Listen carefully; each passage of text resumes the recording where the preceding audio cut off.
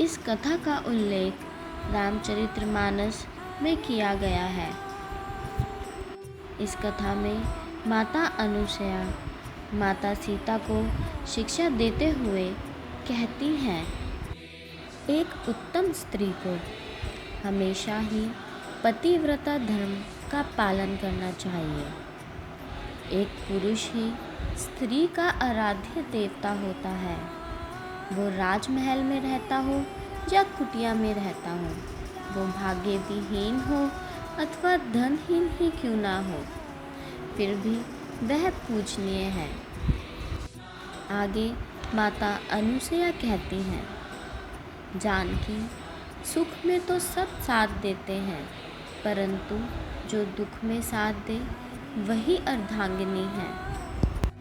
नगरस्थो वनस्थो वा शुभ वा यदि वा शुभ है या साम स्त्रीणां पर्यो भर्ता आसांग लोका महोत्या तुशीला कामवर्तो वा धन है परिवर्जित स्त्रीणाम आर्य स्वभावनम परमम देवतम पति।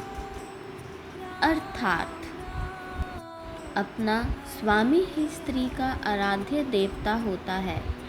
वो राजमहल में रहता हो या कुटिया में रहता हो, वो भाग्य विहीन हो अथवा धनहीन ही क्यों ना हो, उत्तम स्वभाव वाली नारी के लिए वो सर्वश्रेष्ठ देवता के समान है।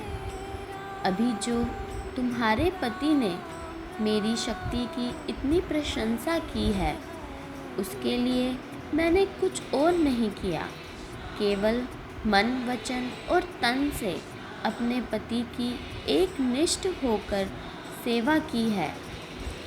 नारी केवल इतना ही कर ले तो बड़े से बड़े देवता उसके समक्ष झुक जाते हैं।